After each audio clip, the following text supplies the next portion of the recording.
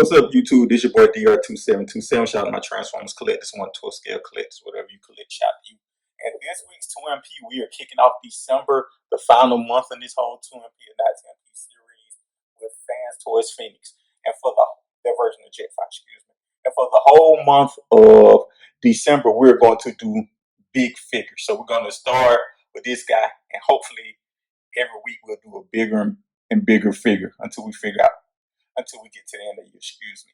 And we just finished November where we did basically Bayverse month, where we did a 2MP and not 10MP for a list of Bayverse figures. And I hope you guys liked it, because the video for this month is going to be related to everything we kind of talked about last month. But again, for this month, for December 2021, we are doing all the 2MPs or not 10Ps for every week in December 2021. We're doing big figures. And so we're kicking it off with a bang with Fanstoys Phoenix. And same with normal treatment, what I like and I don't like. What I don't like about it, this is version 1.0 of it, the non-X version.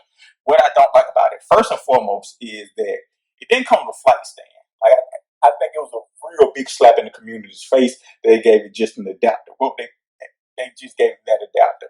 It'd be different if they sold stands, or you had a way to get a stand outside of having other figures. Then that's not a problem. But to only give a adapter and not the stand was a huge slap in the community's face. That was real fucked up and messed up on Fanstoys' part. Secondly, what I don't like about it is he's not painted. Like, he's a big figure. He's not fully painted, and that white looks so drab not painted. It's so drab. Thirdly, what I don't like about him, and this is probably the most important thing, is a function thing. He has no waist swivel. And I find it very hard to forgive a figure that doesn't have a waist swivel. Because I said this in another figure, I forget which one it was. He has to have, as an MP, it needs to have a waist swivel and ankle rocker. And there was something else I said. I said that's standard issue for MP figure. And this one has ankle rockers, but it's the waist swivel. So it means it's kind of, you can't really turn his wrist, the waist, excuse me.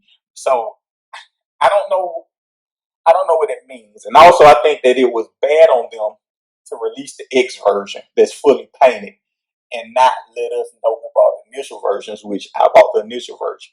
And I think that because if I would have known they were doing the X, I would have got the X version. But I think that what happened was during the time, they were trying to fit this in the price point. And so they were like, we're not going over, what was it, $200 at the time, maybe $220. I won't say $200. We're not going to go over $200. So what corners can we cut to give them a figure this big with die cast and the things we do well?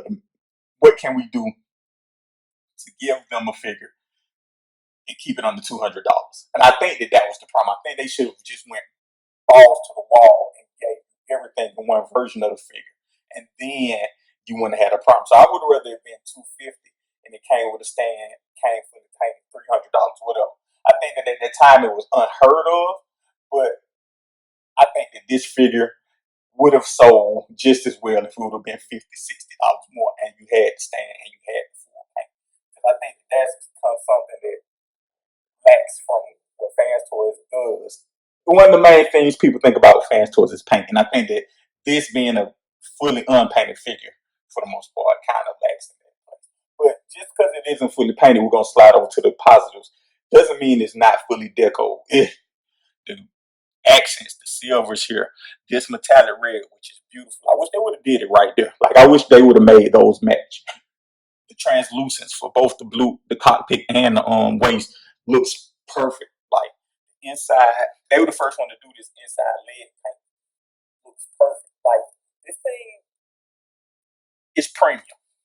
Even though it doesn't have all the premium bells and whistles, it's premium, one, because it's a big figure. Two, the engineering, which is something else that was good about this. This figure was really good engineering for Fanstoys, and it's probably one of their better engineered figures. Third, articulation. Besides the waist swivel, I meant, like, the guy does what you want him to do. He's a big, brilliant guy who gets pretty much everything. He has the great engineering to hide the double arm joint. You can see he can salute. He got ratchets where he's supposed to. I mean, it's a good figure. I think that it's a more interesting conversation. I try to hold these off of Fanstoys because I think that is one of them things where it's like, is it a MP or is it not an MP? Because most Fanstoys doing stuff that most of us can say is MP. Sorry for the jump cut. I actually went to go get a coin to kind of decide if it's an MP or not an MP because it's such an unusual figure. It had like if we just put things onto a pro con category of what we do in these things. It does have a waist swivel. It's not fully painted, and that stand was a slap in the face of the community. Those are the cons. The pros are it looks exactly like it's supposed to look. It looks mature, intimidating. It's decoed well, like the accent pieces are perfect. The engineering is great. Outside of that, no waist swivel, the articulation is great. The op mode is perfect. Like, I mean, it's just one of them things where you have to, it has six in one hand, half a dozen in another. And I was going to cop out and use a coin to flip a coin a couple times to say it, but I'm not. I'm going to stick to my guns here and drop my nuts, if you will, and say that it's an MP. But I can say this it would be much easier to give the X a version or rating of MP than to give this a rating of MP because the X, if nothing else, is fully painted, so it takes off that major flaw. And the second flaw was the stand. That's something they could have gave easily. Now the waist swivel, I understand, is probably the hardest thing to fix, and they may not have been able to fix it. But I'm ultimately gonna say this thing is an MP. I mean, of course, the X is an MP if this is an MP. But I think that the most important takeaway from this is that this is the first time a big figure they did a figure with, hey, what can we give them for X amount of dollars, $200, and once they got to that price point and that number, they cut everything else out. That was kind of pretty much x-transbots business move.